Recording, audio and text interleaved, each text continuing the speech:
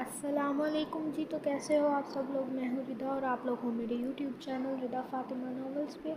تو بس میں جلدی سوچ رہی تھی کہ میں پوسٹ کر دوں ناول، اور ابھی تو رات کا کافی ٹائم ہو گیا ہے، تو میں بس آپ کو اتنا بتانا چاہتی تھی کہ یار کچھ دنوں سے نا بہت سارا کہتے ہیں کہ مطلب یہ ہے کہ کچھ دنوں سے بہت سارا نیٹ کا پرابلم چل رہا تھا۔ پہلے نیٹ نہیں تھا، پھر سگنل وغیرہ کا پرابلم، اور اس کے بعد کیا کہتے ہیں، پھر میں نے آپ لوگوں کے لیے پیکیج لگوا لیا، اور بس ابھی میں نے سوچا پھر کیوں نہ پہلے ملیحہ کی ناول پوسٹ کر دی جائے، بعد میں اپنی ناول پوسٹ کروں گی۔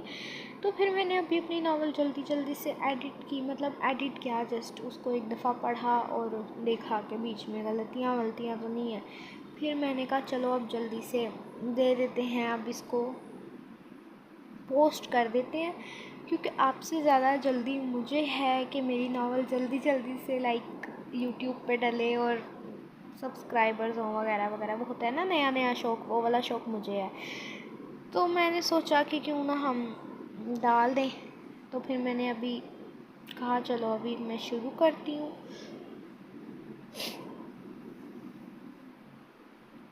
اور آپ لوگوں کو یہ زیادہ مزے کی لگے گی، پرانی عشق نور کے جو گلے شکوے تھے آپ لوگوں کے، وہ انشاءاللہ دور ہو جائیں گے۔ باقی یار سبسکرائب کر دیا کرو، بڑی کوئی ظالم عوام ہے۔ ان کی گاڑی ریڈ سگنل پر آ کے رکی۔ جب انس نے بھی اپنی بائک ریڈ سگنل پر ان کی گاڑی کے بالکل رائٹ سائڈ پر کھڑی کی تھی۔ انس نے گاڑی کے سائیڈ کے شیشے کی طرف دیکھا اور پھر ایک بار سامنے دیکھنے لگ گیا، اور بے ساختہ ایک بار پھر گاڑی کے شیشے کی طرف دیکھا، اور پھر دیکھتا ہی رہ گیا، اور وہ گاڑی سے باہر دیکھنے میں مصروف تھی۔ روبی کی نظر انس پر نہیں گئی تھی، اور جب گئی تو اس نے فوراً اپنی گاڑی کا شیشہ اوپر کیا، اور ریڈ سگنل ختم ہوا تو وہ آگے چل پڑے۔ کچھ دیر بعد وہ لوگ حارث کے بھائی بسمل صاحب کے گھر موجود تھے۔ سب اندر داخل ہوئے۔ مہندی کا آغاز ابھی ہوا نہیں تھا، کچھ وقت ابھی باقی تھا مہندی شروع ہونے میں، اور ہر طرف ہلا گلا مچا ہوا تھا، جبکہ انس کو ان سب میں ذرا بھی دلچسپی نہیں تھی، اور جانے انجانے میں وہاں پہ موجود سب لڑکیوں کی نظر انس پر مرکوز تھی۔ سب اس کو دیکھ رہی تھی، اس کے لباس کو دیکھ رہی تھی، اور اس کی آنکھوں کو، جس کا ہر کوئی دیوانہ ہو سکتا تھا، اور انس ان سب کی نظروں کو انجوائے کر رہا تھا۔ مہندی کو انہوں نے پاکستانی انداز میں رکھا تھا، ہر طرف شور تھا۔ وہ گھر نہایت خوبصورت تھا، اور اس وقت لیونگ روم میں ایک طرف لڑکیاں ڈھولکی لے کے بیٹھی تھیں، اور ان کے پاس ہی سب لڑکے کھڑے تھے۔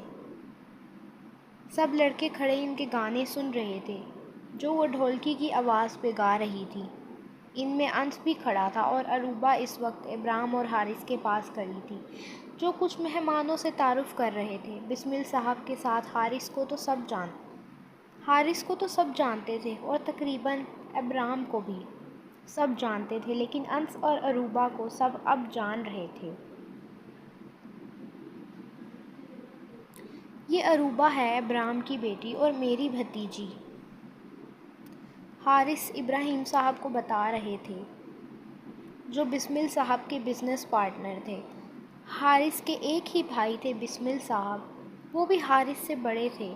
جب حارث نے اسلام قبول کیا تو وہ کچھ عرصہ ناراض رہے تھے حارث سے، جبکہ حارث کی امی ابو وفات پا گئے تھے، لیکن بسمل بڑے بھائی تھے تو وہ حارث سے زیادہ وقت ناراض نہ رہ سکے، اور کچھ ان کو بھی یقین آ گیا تھا کہ وہ غلط راستے پر ہیں، تو انہوں نے بھی اسلام قبول کر لیا۔ ماشاءاللہ بہت پیاری بچی ہے ابرام تمہاری۔ شکریہ ابراہیم صاحب۔ اچھا تم لوگ اس سے ملو، یہ میرا بیٹا ہے ہارون ابراہیم۔ انہوں نے اپنے پاس کھڑے لڑکے کی طرف اشارہ کیا جس کی نظر روبی پہ تھی۔ وہ عام سی شکل و صورت کا لڑکا تھا، کالے بال جن کو جل سے سیٹ کر رکھا تھا، ہلکی داڑھی، سانولی رنگت سانولی تھی، لیکن سانولے پن والی کشش نہیں تھی۔ ماشاءاللہ بہت پیارا ہے، کیسے ہو بیٹا؟ ابرام بولے تھے۔ جی انکل ٹھیک ہوں، حارث انکل سے بہت سنا ہے آپ کے بارے میں کہ آپ ایک قابل بزنس مین ہیں۔ نہیں بیٹا، ایسی کوئی بات نہیں ہے، چھوڑو، یہ سب باتیں تو ہوتی رہیں گی۔ کیا کرتی ہو تم بیٹا؟ ابراہیم صاحب روبی کو دیکھتے ہوئے بولے۔ انکل پڑھتی ہوں، میں سیکنڈ ایئر میں۔ اچھا، ماشاءاللہ۔ تبھی انس ان کے پاس آ گیا اور روبی اور ہارون کے درمیان میں کھڑا ہو گیا۔ اور بتاؤ کیسی ہو؟ وہ روبی کو دیکھتے ہوئے بولا، اور روبی نے ایک غصیلی نگاہ انس پر ڈالی لیکن خاموش رہی۔ تبھی ابراہیم صاحب نے انس کو دیکھا۔ تب ہی حارث بول پڑے، آپ تو جانتے ہوں گے یہ میرا بیٹا ہے انس، ابھی نیو یارک سے پڑھائی کر کے واپس آیا ہے۔ اچھا، صحیح۔ ابراہیم صاحب بس یہی بول پائے۔ ابراہیم صاحب کو انس کچھ خاصا اچھا نہیں لگا تھا۔ پھر انس اور ہارون اور روبی باتیں کرنے لگے، جبکہ ابراہیم صاحب حارث اور ابراہیم کو لے کے الگ میں آ گئے۔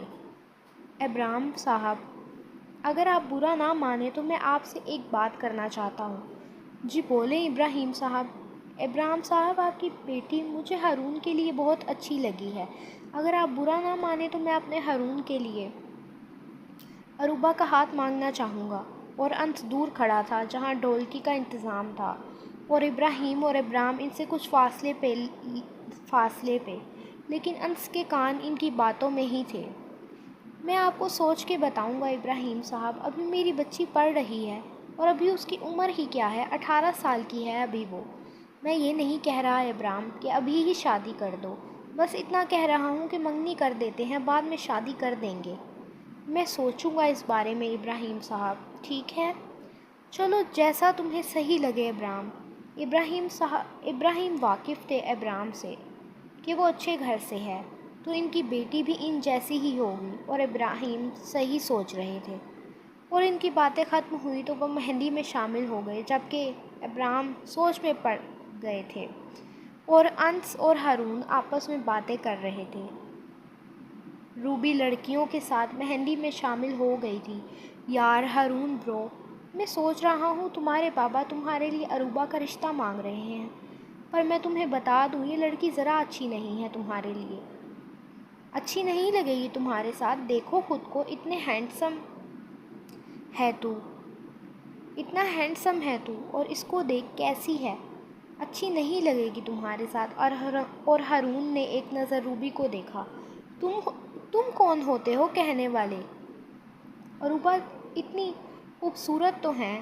اور ہارون یہ بول کے اپنے بابا کی طرف چلا گیا اور انس کے چہرے پر ڈمپل نمایاں ہوئے۔ خوبصورت تو ہے، بہت خوبصورت ہے۔ دل کے کہیں بہت اندر سے آواز آئی تھی، لیکن وہ ٹھہرا انس قریشی، اس نے آواز پہ غور ہی نہیں کیا، اور پھر انس ابرام کے پاس چلا گیا۔ چاچو سنیں؟ ہاں بولو انس، سن رہا ہوں۔ چاچو میں نے سن لیا تھا، ابراہیم روبی کا رشتہ مانگ رہا ہے اپنے بیٹے کے لیے، پر چاچو ایک بات کہوں، وہ لڑکا اچھا نہیں لگا مجھے روبی کے لیے۔ آپ دیکھیں، اور روبی کی ابھی عمر بھی نہیں ہے۔ اب جب وہ دوبارہ بات کرے تو آپ منع کر دینا چاچو۔ ہاں تم صحیح کہہ رہے ہو انس، اس کی ابھی عمر ہی کیا ہے۔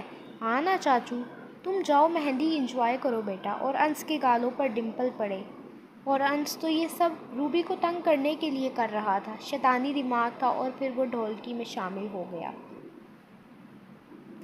ہر طرف چہل پہل تھی، مہندی کی رسم شروع ہو گئی تھی۔ عروبہ نے دلہن کو مہندی لگائی، پھر دولہے کو مہندی لگائی۔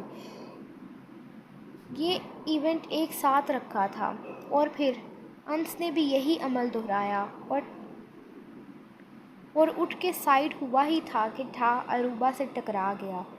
دیکھ کے نہیں چل سکتی تم لڑکی؟ میں نے کچھ نہیں کیا بھائی۔ میں بھائی تمہارا بھائی نہیں ہو سکتا۔ تمہارا بھائی یہ ہو ہی نہیں سکتا۔ بھائی نہیں ہے تو اور کیا ہے؟ انزلہ کے بھائی تو میرے بھائی ہوئے نا۔ نہیں جی، انو کا بھائی ہوں بس، کسی اور لڑکی کا بھائی نہیں ہوں میں، سمجھ لگی تمہیں؟ اور روبی نے غصے سے انس کو دیکھا۔ جاؤ، اب کیا دیکھ رہی ہو؟ بھائی میرا دماغ، بھائی نہیں ہوں میں لڑکی۔ ہاں مطلب انس، میرا دماغ بہت خراب ہے، اور خراب نہ کریں۔ تمہارا دماغ خراب ہے تو میرا بھی کرو گی؟ آپ کا دماغ صحیح کب ہے انس صاحب؟ تمہاری وجہ سے ہی خراب ہوا ہے میرا دماغ اور دل۔ تمہارے پیار میں جو پڑ گیا، وہ روبی کو آنکھ مارتے ہوئے بولا۔ اور عروبہ ایک پل کے لیے ساکت رہ گئی۔ فضول باتیں نہ کریں۔ تمہیں کیسے پتا فضول بات کر رہا ہوں؟ انس ہنستے ہوئے بولا۔ کیونکہ آپ بندے ہی فضول ہیں۔ جاؤ جاؤ، شوق نہیں ہے مجھے تم جیسی لڑکی سے شادی کرنے کا، تمہیں پسند کرنے کا۔ میں کوئی اپنے جیسی ڈھونڈوں گا، ماڈرن لڑکی۔ آپ کا یہ غرور ایک دن ٹوٹ جائے گا انس، اور مجھے بھی شوق نہیں ہے آپ جیسے لڑکے کی ہمسفر بننے کا، جو مسلمان ہو کر بھی نہ ہو۔ خود کو دیکھا ہے کبھی؟ کہنے کو مسلمان ہیں آپ، لیکن لگتے نہیں ہیں۔ دیکھیں خود کو کبھی۔ مجھے آپ سے نفرت ہے، آپ کے چہرے سے نفرت ہے۔ اور ہاں، آخری بات، آپ کہہ رہے ہیں میرے جیسی لڑکی سے آپ کو محبت نہیں ہوگی۔ میری دعا ہے انس قریشی، میرے جیسی ہی آپ کی قسمت میں آئے، لیکن بس وہ میں نہ ہوں، آپ کا یہ غرور ٹوٹ جائے۔ ہاں تو میں کیا کروں عروبہ صاحبہ، میری زندگی ہے، جیسے مرضی رہوں میں۔ تم کون ہوتی ہو مجھے کہنے والی؟